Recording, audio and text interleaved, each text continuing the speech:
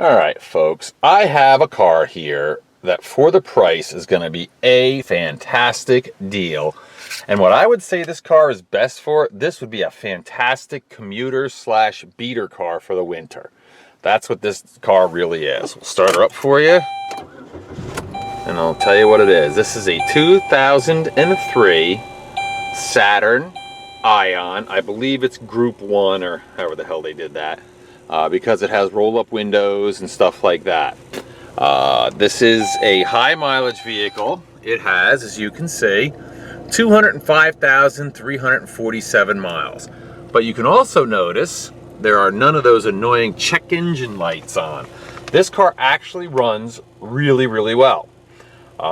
It's got ice cold air conditioning, AM, FM, CD. Let's see if the radio works. Well, it was lit, now it's not. Okay, so you're gonna have to figure that one out on your own. Let's see, what else do we got? Oh, it's like manual remote mirrors. What else we got here? Not a whole lot. I mean, it's got dual airbags. Like I said, it's the Group 1, so that means there's not, or that means that there's not a whole lot of equipment. You know, you got your rear window defogger. Oh, wipers. There you go. Horn does work. Pretty decent on the inside. I mean, again, it's a 200,000 mile vehicle. So as you can see, you know, the seat's in pretty good shape. It's got one, looks like one little burn hole there. The floor looks pretty decent on this side. It's not all beat up. You know, of course, it's got wear and tear. I mean, come on, the car's 11, 12 years old now with 200,000 miles, so it's going to have some wear and tear. But overall, it's actually pretty decent. You see the door panels. We'll check out the outside of the car. Well, actually, we'll check the driver's area. Surprising, these seats really wore. Apparently really, really nice. Because they're not all beat up. They're not worn out. The bolsters are still firm. You know, pretty nice. Here's your driver's floor. You know, of course, like I said, it's going to have its wear and tear. And this is going to be a very inexpensive car. It's not going to be perfect. You're not going to get 10 years of use out of it and 200,000 miles. But you should get some pretty decent service out of it. All right, coming out here, the tires on this thing are pretty aggressive tread, so I think they're going to be really good for the winter. And these tires feel like they're almost new. I'd say they're, you know, 3/4 to, you know, 5/6/8 of the tread left on it. Coming back here, this one, same thing, very good condition. Yeah, you're not going to have to put tires on this baby for a long time. And like I said, with this tread, they're going to be really good in the wintertime. Very nice, again. And of course, the front one. So these are matching tires as well. The front tires actually feel like they're in a little bit better shape than the rear tires. So maybe they've been rotated, who knows. Now, one of the really cool things about a Saturn is all the body panels are plastic. You don't have to worry about rust on the sides of this car. The only parts that are made out of metal are the hood, the roof, and the trunk. But we'll go over the body. Right front fender, no nicks, no scratches, and of course no dents or dings. It's not going to have any. The right front door actually looks very nice. Open this up. I'll show you the door jamb. There's no point in me doing the door like I normally do, because it's not going to show any rust because it's made out of plastic. All right, here's your passenger compartment. There you go. Here's your headliner.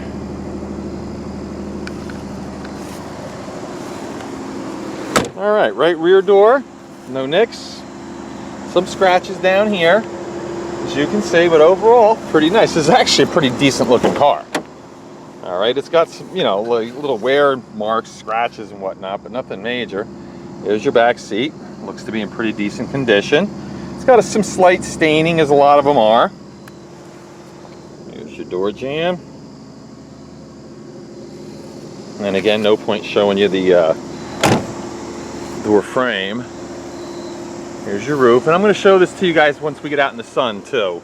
But I do this in the shade because you can't do the interior if you're in bright sunlight. It casts too many bad shadows. You wouldn't be able to see any details in the interior. But I'll get you the opportunity to see how nice it is. You can see it's got a couple nicks in the rear quarter. Coming around, pretty nice spacious trunk, as you can see. Split fold down, 60/40 split fold down rear seat. Let's see, what do we got under here? There's your battery. spare tire, etc. Okay, that's all there. Like I said, a very spacious trunk. I'll show you the trunk itself. This is metal, as you can see. Close this up. Looks like a couple scratches from removing some bumper stickers. There was some bumper stickers on the car. I don't know if that's scratches or glue. The rear bumpers doesn't look too bad. Looks like a little bump right there. Let's take a look underneath the car.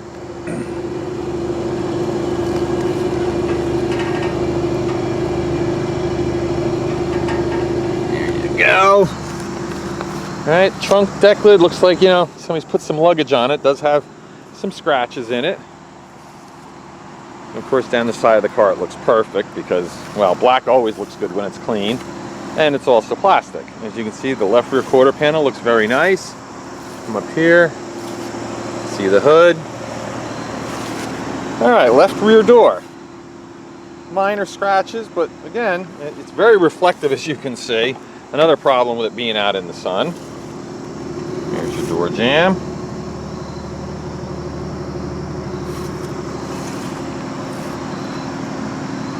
There you go.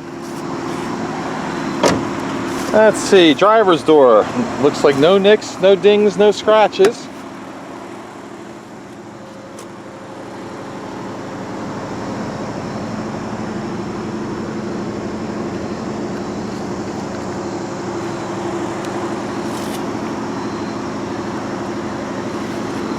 And moving on, left front fender. Again, looks like no nicks, no dings, no scratches. The headlight on the left side looks like it may have been replaced because it looks almost brand new. The right side's pretty clear though, especially when you consider the mileage. The bumper itself looks okay, but it is missing that thing that goes in here. I don't know, it's like a grate or something. You can either get one at the junkyard or just leave it the way it is, which is what I would probably do. Take a look underneath here.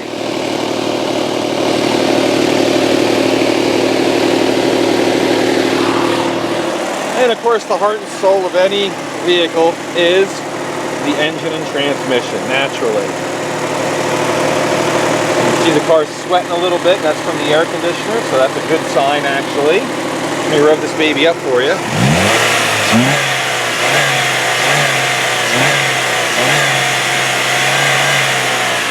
So as you can see, as I'm hitting the rev limiter, this baby really sounds good. It's got no knocks, it's got no valve train noise, no high rev knocks. Just a super nice car. Running wise, that is. All right, close that up. You can see the hood does have multiple stone chips in it, as you would expect, but nothing really glaring. You know, we touched up a couple of the bigger spots just so, you know, you wouldn't have a rust problem later on. And get this, if you're a New Jersey resident, you get the advantage of a good inspection sticker until July of next year. So as I said, man, this would be a great car for someone for the winter. You don't have to worry about it. It's going to be cheap enough that if you give it to one of your kids to drive in the winter, it'll be safe, front wheel drive, aggressive tread tires. Or if you're a commuter, you know, give you something really decent looking to drive, but yet it's going to be really, really inexpensive. But you know what? None of this matters unless the car runs good. And what we're going to do next is take it for a spin. Okay folks, we're going to take it for a little spin now. And one thing I always try to do in my videos is start the cars when they're cold, which you saw it first thing this morning. We started her up. Now it's been idling, has a chance to run. Now I'm going to show you that it starts equally as well, warmed up. And there you have it. You always want to do that on these older cars, especially the older higher mileage cars, because you never know what might actually show itself when it's warm or when it's cold. So there you have it. All right, we got a 4-speed automatic transmission. This does have the, you know, the Ecotec 4-cylinder motor, as you saw. Really good gas mileage combination. You know, it's not a little rocket ship, but it gets up and goes fine. I'm just saying, you're gonna get a lot better gas mileage than you would have for a 6 or an 8-cylinder car. But it certainly gets up and goes. It seems to run really nice. Here we are, we're over 50 miles an hour already, so that's pretty impressive, 55. Car goes down the road smooth, seems pretty quiet. Seems like it goes down the road straight, so I can take my hands off the wheel and we don't go flying off the road. I do detect a bit of road noise from those aggressive tread tires. Like I said, they're great for the winter. I personally would probably change them out in the springtime with more of a road type tire, because I don't like a road noise, but it's not really that bad. I mean, I've heard a lot worse. Basically every SUV out there has worse road noise, but you know, for a little passenger car, you may not like that. All right, we'll turn around here. Nice little turning radius, and we'll head back. Now I'm going to shut up and let you guys listen to the car accelerate and shift through the gears. Here we go.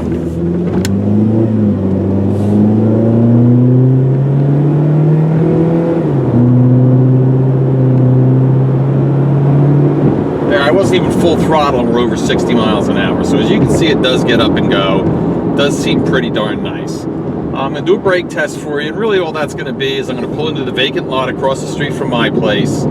I pull over a patch of loose gravel, let go of the steering wheel, and slam on the brakes, and I will try to describe to you how the brakes feel. Keep your eyes on the steering wheel. That's about the only thing you're going to be able to see. Is what you don't want to see is the steering wheel fly to the right, fly to the left. I mean, like a big, you know, really move a lot. That means there's a brake balance problem. But other than that, I'll try to describe to you how it feels. So here we go. I usually do this about 20, 25 miles an hour. Pull in here, line up, hands off the wheel, and wow, these brakes actually felt really good. The pedal's nice and strong. Stopped the car quickly, safely, in a very straight line. It didn't, as you saw, or as you should have noticed, the steering wheel didn't budge a bit. The only other thing I'd like to tell you about is something you may not hear on the video, but I do hear a little bit of a clunky clunk out of the front end, which basically usually indicates that it might need struts. Not something you have to worry about right away. Or, you know, if you stay on smooth roads, you don't have to worry about it at all. I just notice it because this road's kind of rough. But I like to tell everything I notice about a car. That way, when you get here, you're actually happier with what you saw or heard about than being upset. I don't like having upset customers. So that's pretty much it. So I'm going to take the camera off. And like I said, we're out in the sun now. Actually, I want to park so we're right in the direct sunshine. So you guys can get a better view of how the car actually looks, you know, in the sun. And let me do a little recap for you. This is a 2003 Saturn Ion. I believe it's the one. Runs good, starts right up. I would say this is going to probably be a very reliable, nice little car. Ice cold air conditioning. Not a lot of amenities, but you know what? For a commuter car or a first car for a kid or something, it's absolutely perfect for that. It's got 205,348 miles on it now. All right. Pop this camera off. Here we go. And let's take a look around the outside.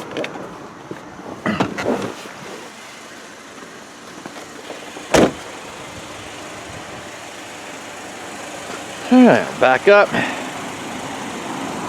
I gotta tell you, you know, for a car of this age and mileage, this thing represents itself very, very nicely, as you can clearly see.